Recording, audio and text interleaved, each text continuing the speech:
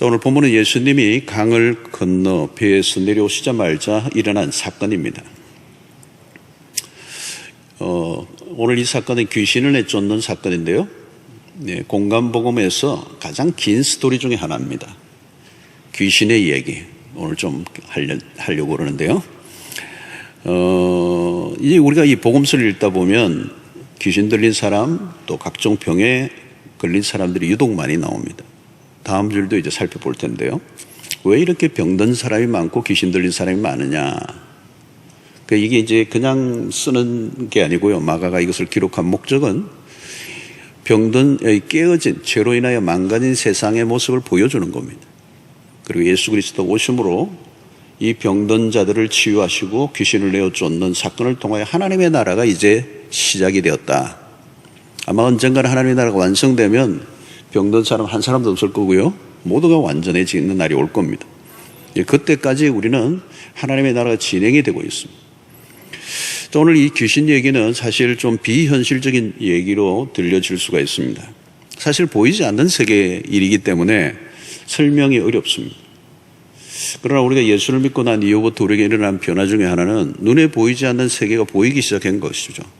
눈에 보이는 세계가 전부가 아니고 보이지 않는 세계가 있다라고 하는 것을 우리가 분명히 알고 있습니다. 오늘 이 귀신 들린 것과 정신병, 이게 상당히 이건 어려운 주제 중에 하나인데 구분은 돼요. 정신병은 일단 정신적인 질병입니다. 그죠? 정신적인 질병으로 본다면 귀신 들린 것은 그를 통제하는 어떤 실제적인 힘이 있는 것입니다. 악한 영의 존재가 실제한다는 겁니다. 그래서 우리가 오늘 이 세상에서 일어나고 있는 많은 일들, 매일 우리가 뉴스나 이런 걸 보면서 우리는 이제 많이 거기에 이렇게 많이 접촉을 하면서 거기에 대한 어떤 느낌을 별로 못 가질 수 있지만 오늘 이 세상 가운데 일어나고 있는 아주 기괴하고 끔찍하고 음울한 많은 사건들은 그냥 일어나는 게 아닙니다. 그 안에 어떤 악의 힘이 있는 거예요. 악의 힘, 악의 실체가 분명히 있는 것입니다. 그래서 오늘 우리는 이 귀신에 쫓겨나가는 사건을 좀 보는데 우선 귀신이 들렸을 때 어떤 일이 일어나는가 하는 것을 오늘 현상적으로 많이 나타나고 있습니다. 2절을 한번 볼까요? 배에서 나오심에 곧 더러운 귀신 들린 사람이 무덤 사이에서 나와 예수를 만나니라. 이게 더러운 귀신이라고 그랬어요. 더러운 귀신. unclean spirit이에요. 그 더러운 영. 귀신은 더러운 존재예요. 사실은 깨끗함과 거리가 멉니다. 육체적으로 더럽고 도덕적으로 깨끗하지 않아요. 귀신 들린 사람을 보면 지저분해요. 그리고 아주 희한한 악취가 납니다. 예수님이 나중에 귀신을 돼지떼에게로 몰사시키죠. 유대인들에게 돼지는 굉장히 부정한 동물로 취급되었습니다. 그러니까 오늘 이 본문 스토리에 보면 귀신과 돼지가 자연스럽게 연결되고 있습니다. 비슷한 거죠. 이 더러운 생각을 계속하는 사람들, 더러운 생각을 하니까 더러운 생활을 하겠죠. 이 귀신이 들어오라고 신호하는 것과 똑같아요.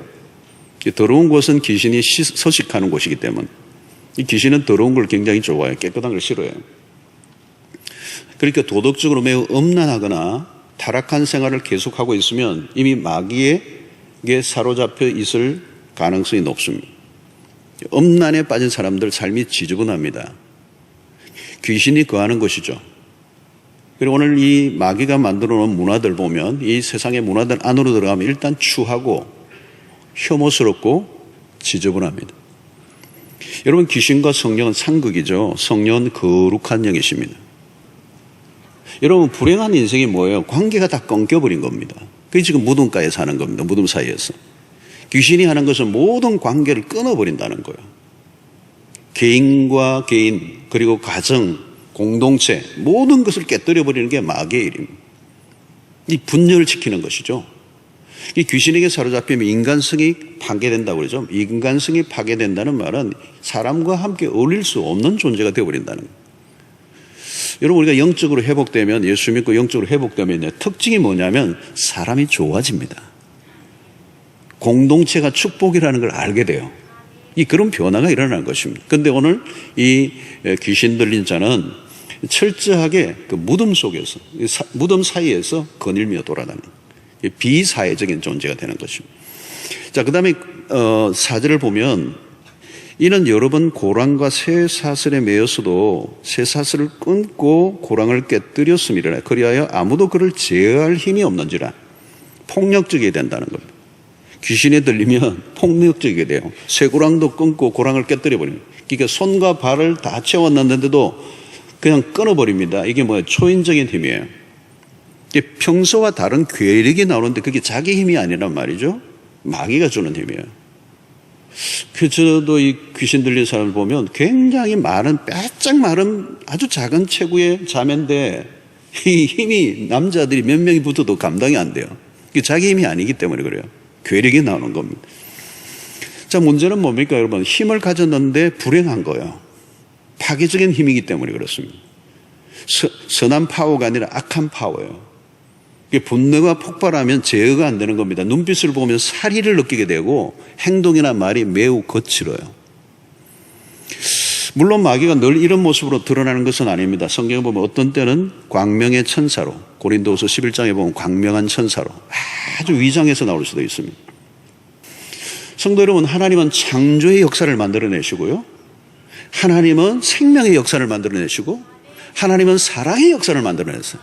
그런데 마귀는 파괴시켜요. 전부 다. 폭력적이에요. 폭력적이에요. 언어도 폭력적이고 행동도 폭력적이고, 그리고 파괴하는 거죠. 다 파괴해버리고 죽이고 정오하는 거. 이게 이제 마귀가 하는 일이다. 오늘 여기 폭력성에 관한 문제. 자, 자해를 시도하는데 5절을 보십시오. 밤낮 무덤 사이에서나 산에서나 늘 소리 지르며 돌로 자기의 몸을 해치고 있었더라. 자기의 몸을 해쳐요, 여러분. 여러분, 인간이 가지고 있는 이 존엄성이라는 게 있어요. 그죠? 우리가 인권 얘기하는데 뭐 세상 사람들이 말하는 인권하고는 성경이 말하는 인권은 차원이 달라요. 이 인간이 왜 존귀하냐? 하나님의 형상대로 지음받은 존재이기 때문에. 그 인간 안에는 하나님의 어떤 형상이 이게 새겨져 있는 겁니다. 그런데 그것을 파괴하려고 하는 게 마귀예요. 이 마귀는 어찌됐든 하나님과 관련된 것은 다 싫어하기 때문에 공격하는 겁니다. 그런데 자기를 자해를 하는 거예요. 누가 하는 거예요? 귀신이 하는 거예요. 귀신이. 자, 보십시오. 15절에 보면 또 뭐 어떤 특징이 있으면 지금 계속 귀신 얘기합니다. 무서울 거예요. 자, 이 스케일러 그 귀신 들렸던 자, 곧 군대 귀신 집혔던 자가 옷을 입고 정신이 온전히 앉은 것을 보고 두려워하다. 이 말은 뭐냐면 귀신이 옷을 벗고 살았다는 거예요. 옷을 벗고 돌아다니는 거예요, 여러분. 옷을 벗으면 부끄러워져야 되거든요. 근데 이 말은 뭐냐면 자의식이 없다는 얘기예요. 자존감이라는 것은 1%도 없는 거예요. 여러분, 옷의 유래는 우리가 잘 알고 있습니다. 창세기에 죄를 지은 인간이 수치를 느끼고 나무잎으로 옷을 만들어 입었어요. 부끄러워해야 정상이에요. 인류의 문화 안에는 이 수치심을 가리기 위한 노력이에요. 사실은 많은 문화들 안에는 자기의 수치심을 가리기 위한 거예요. 어떤 데는 권력에 대한 욕구나 돈에 대한 욕구나 모든 것들에 대한 것 안에도 보면 자기의 수치심을 가리기 위한 몸부림일 수도 있어요. 그런데 여러분, 인간이 아무리 대담해도요, 낯뜨거운 일을 대놓고는 못해요. 사랑하는 성도들, 우리는 그리스도의 십자가로 우리가 수치로웠던 삶을 살았는데 그리스도께서 죽으심으로 우리의 수치를 덮어주셨어요. 그게 복음이죠, 여러분. 귀신은 우리를 부끄러움을 당하게 하지만 그리스도께서는 우리의 그 부끄러움, 수치를 가려주시고 그리스도로 옷 입게 하심으로 부끄러움을 영원히 당하지 않게 하신. 자, 오늘 그 다음에 5절을 보면 또 다른 특징이 있어요. 밤낮 무덤 사이에서나 산에서나 늘 소리 지르며 돌로 자기의 몸을 해치고 있었더라. 자, 여기 보면 이 귀신 들린 자의 특징은 밤낮이 없어요. 잠시도 가만히 있지를 못해요. 소리를 지르며 막 돌아다니는 거예요. 이 상태는 어떤 상태입니까? 통제를 잃어버린 상태예요. 통제를 잃어버렸어요. 왜요? 귀신 들렸다는 말은 장악을 당했다는 거예요. 장악. 뒤집어 씌워졌다는 얘기예요. 그러니까 귀신의 지배하에 꼼짝을 하지 못하는 것입니다. 귀신이 시키는 대로 해야 합니다. 바로 앞에 우리가 지난주에 살펴봤던 것처럼 광풍 앞에 꼼짝 못하고 있는 제자들과 흡사한 모습이에요. 자연의 힘에 지배를 받든지 마귀의 힘에 지배를 받든지 인간은 무기력한 상태입니다. 자유를 빼앗겼으니까 귀신이 그냥 끌고 가는 대로 가는 겁니다. 자기가 할 수 있는 행동의 자유가 하나도 없어요. 여러분, 내가 웃고 싶을 때 웃어야 정상입니다. 그런데 웃고 싶어도 웃어지지가 않으면 심각한 상태예요. 내가 잠을 자고 싶은데 잠을 잘 수가 없어. 그러니까 밤에도 돌아다니는 거예요. 이런 목적도 없이 밤에 돌아다니는 사람들 다 이상한 사람들이에요, 사실은. 가만히 보면 자기가 돌아다니고 싶어 다니는 게 아니에요. 귀신이 그를 앉아있지 못하게 하는 겁니다. 잠잠하고 싶은데 입에서 악담과 저주가 막 쏟아져 나오는 거예요. 여러분, 불행한 삶 중에 불안한 삶은 뭐냐면 자기가 살고 싶은 삶을 살지 못하는 거예요. 내가 살고 싶은 삶을 못 사는 거예요. 뭔가 나를 끌고 다니는 거예요. 뭐 돌아다니게 하고 소리 지르게 하고. 사랑하는 성도 여러분, 지금 나는 통제가 잘 되고 있습니까? 내가 멈추고 싶을 때 멈추어집니까? 인간다운 삶이란 자유가 있어야 되죠. 다른 힘의 지배를 받으면 노예와 마찬가지입니다. 여러분, 우리가 예수를 믿어 우리에게 주어진 최고의 축복이 뭐냐면요, 자유예요, 자유. 옛날에는 종노릇 했거든. 죄의 종노릇하고 이 마귀의 종노릇 했던 우리가 그 모든 것으로부터 풀려나 자유함을 잊게 됐는데, 그 자유를 누가 주셨어요? 요한복음 8장 32절을 보면 진리를 알지니 진리가 너희를 자유하게 하리라. 우리가 여러분 성경을 열심히 읽다 보면 나도 모르게 나에게 묶여있는 게 다 풀려나는 역사가 일어나요. 거짓된 것으로부터 내가 오염돼서 꼼짝 못하고 있던 어떤 정신적 압박과 속박으로부터 자유케 되는 역사가 있어요. 여러분, 예수께서 우리에게 가져준 최고의 선물이 자유입니다. 예수께 사로잡히면 다른 힘이 나를 억압할 수가 없어요. 복음이 우리를 사로잡으면 통제 기능이 살아나고요, 말씀에 사로잡히면 자유가 일어나는 정상인이 되는 것입니다. 자, 그런데 여러분, 이 귀신 들린 사람을 위해 사람들이 무엇을 했습니까? 어떻게 도왔죠? 쇠고랑을 채운 것밖에는 다른 게 없어요. 무엇을 말해줍니까? 인간은 도울 힘이 없어요. 처음에는 나름 전문가들을 동원하고 해결하려고 했을 겁니다. 그러나 실패했어요. 사람들이 할 수 있는 일은 그에게 쇠사슬을 채우는 일밖에 못합니다. 결박하는 일이 유일한 방책이에요. 그 사람을 여러분 결박하려고 하면 얼마나 많은 사람이 동원해서 발과 손을 막 묶어야 됩니까? 그 쇠고랑을 채우는 과정에 상처가 났을 거고 막 그냥 격투가 일어나고 그 사람의 그 완강한 힘으로 그냥 억압하려고 하니까 사실 여러분 더 큰 고통에 빠지게 하는 겁니다. 도와주는 게 아니에요. 왜 그 사람들이 그를 도와줄 수 없는 것입니까? 근원적인 것은 죄로부터 출발한 것이기 때문에 그것이. 마귀의 역사이기 때문에 도울 수가 없어요. 마귀를 능가하는 힘이 아니면 그를 도울 수가 없는 거죠. 도시의 밤은 어느 것보다 어둡고 추악하고 음습합니다. 도시의 밤을 대낮처럼 불을 밝혀 놓았지만 그 화려한 이면에는 사람들을 속여 유혹합니다. 밤은 폭력이 넘치고 밤낮을 인식하지 못하고 돌아다니는 인간들이 귀신의 지배 아래에 있습니다. 도시 안에는 사람들이 몰려있지만 동시에 사람들을 격리시킵니다. 도시 안에서 적응하지 못한 사람들이 한둘이 아니에요. 어쩌면 이 귀신 들린 사람도 그 희생자일 수도 있습니다. 자, 드디어 예수께서 귀신과 대화를 하시고 쫓아내시는 장면이 나오는데요, 예수님과 귀신의 만남은 불가피합니다. 예수님이 오신 것이 마귀의 일을 멸하려 하시기 위해서였기 때문에, 예수께서 악한 영이 장악하는 세상을 그대로 내버려 두지 아니하시고 찾아오신 겁니다. 그래서 오늘 8절에 보니까 이는 예수께서 이미 그에게 이르시기를 더러운 귀신아 그 사람에게서 나오라. 바로 앞에서 바람과 바다를 향해 명령하셨던 분이 귀신을 향하여 동일하게 명령을 하십니다. 이름을 물으셨어요. 귀신 들린 사람의 이름을 귀신 들린 사람의 이름을 묻지 않고 귀신의 이름을 예수님이 물으셨어요. 여러분, 이 말은 뭘까요? 귀신 들린 사람은 이미 귀신에게 이름까지도 다 빼앗겨 버렸어요. 모든 걸 귀신에게 다 강탈당한. 여러분, 이름이 없다는 말은 정체성이 없는 겁니다.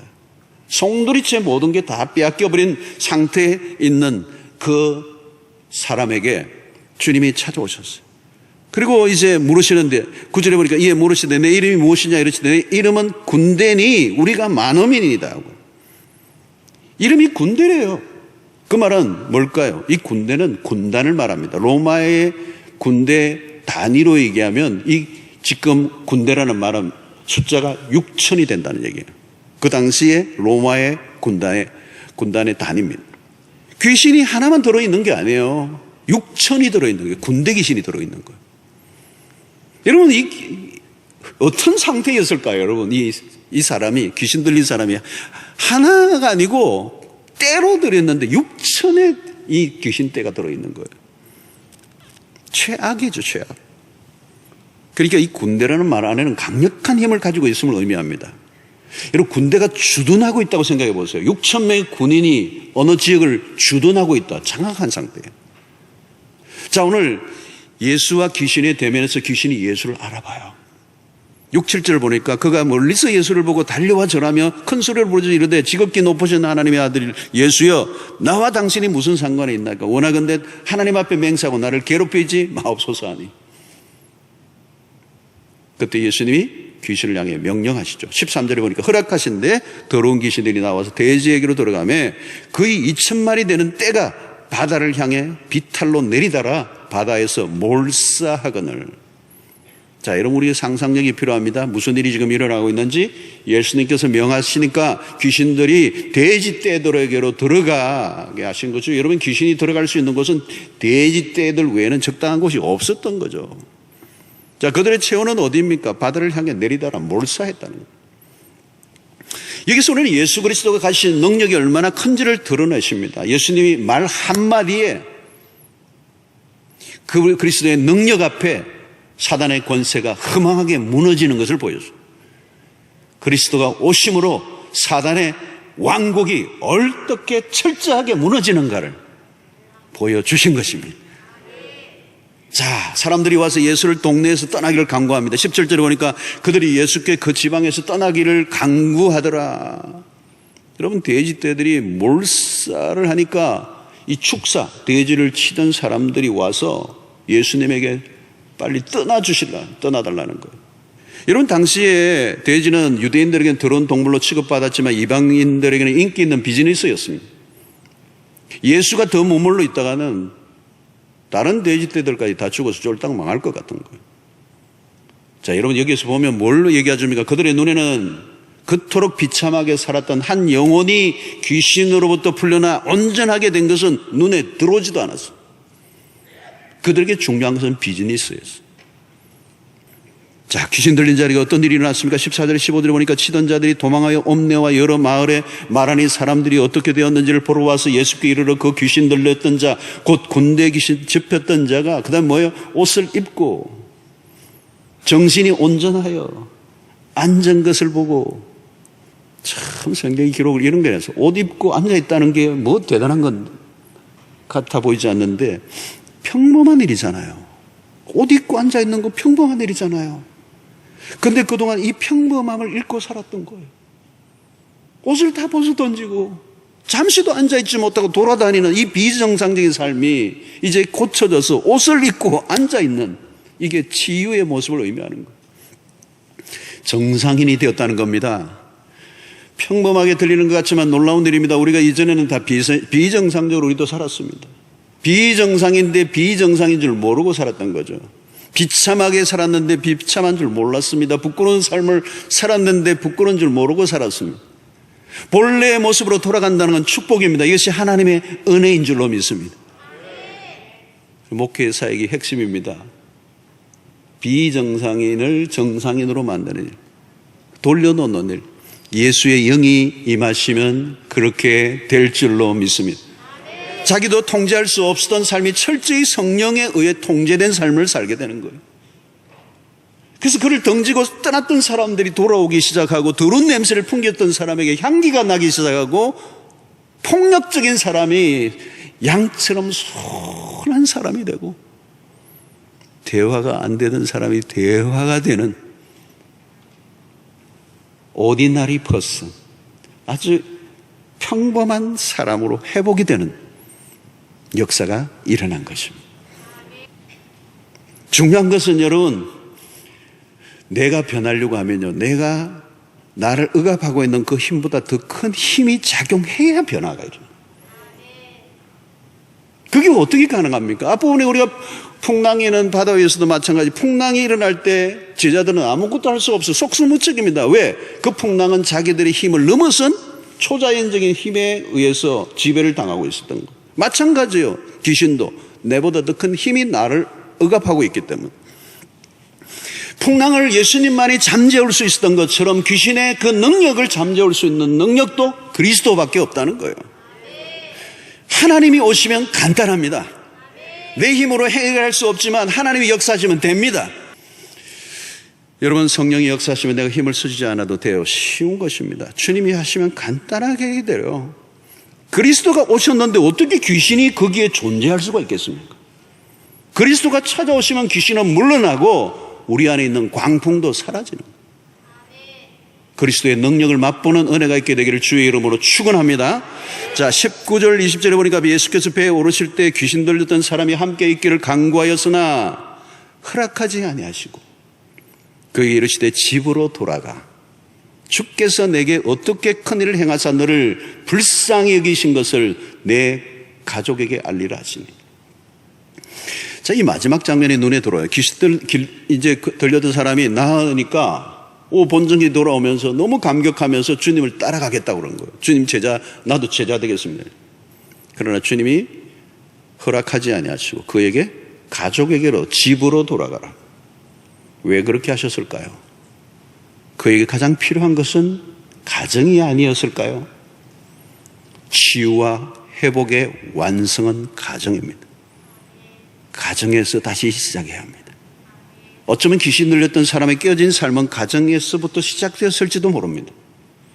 사랑하는 성도 여러분, 오늘날 세상은 많이 병들어 있습니다. 망가져 있습니다. 무엇인가 사로잡혀 있습니다. 사람들은 자유를 잃어버리고 끌려다닙니다. 쇠사슬에 매여 있습니다. 그 쇠사슬을 끊어줄 수 있는 분은 오직 예수 그리스도밖에 없습니다. 예수 그리스도의 통치가 임할수록 마귀의 활동은 위축될 수밖에 없습니다. 사랑하는 성도 여러분, 대충 신앙생활을 하지 않게 되기를 바랍니다. 하나님께로 더 가까이 나가십시오. 그리스도를 온전히 모시면 회복이 일어날 것입니다. 그리스도의 통치 안으로 들어가면 마귀는 발을 붙일 수가 없습니다. 요즘 우리 코로나로 인하여 비대면이 많아지고 예배도 자칫하면 소홀히 하게 되고 우리 영적인 부분이 느슨해지고 코로나에 모든 것이 끌려다니면서 우리가 영적으로 위축되고 예배도 활발하게 드리지 못하면서 때로는 가정에서 응거하다가 자꾸 사람이 깔아지고 영적으로 그냥 위축이 되고 그러면서 여러 가지 지금 부작용이 일어나 힘들어하는 성도들이 많아졌어요. 사랑하는 성도 여러분, 오늘 이런 때에 우리가 더욱더 주님 앞에 가까이 나가는, 더 예배를 사모하시고 더 은혜를 추구하시고 영적으로 더 뜨거워져야 이 어려운 때를 이겨낼 줄로 믿습니다. 이 어려운 때에 마귀는 더욱더 눈을 뜨고 그냥 삼킬자를 찾아 두루다니고 있는 이때에 영적으로 더 깨어나 예배에 생명을 걸고 은혜 받는 일에 생명을 걸고 예수 그리스도의 통치 안에 나아가 주님의 그 주권 아래 우리가 날마다 말씀으로 살아갈 때 마귀는 한 길로 왔다가 이 일곱 길로 도망가는 역사가 일어나게 될 줄로 믿습니다. 그리스도의 통치가 여러분들의 가정, 여러분들의 개인, 여러분들의 모든 삶 속에 충만하게 일어나게 되기를 바라고, 요즘 어려움을 겪고 있는 우리의 많은 우리의 교우들, 이웃들, 그들은 스스로 일어날 수 없기 때문에 먼저 이 복음 안에 자유를 입은 하나님의 백성들이 그들에게 예수 그리스도를 증거하고 복음을 증거하고 하나님의 말씀을 증거함으로 그 어두운 데서 끌어내어 자유케 하는 일에 쓰임받는 여러분들 되시기를 주의 이름으로 축원합니다.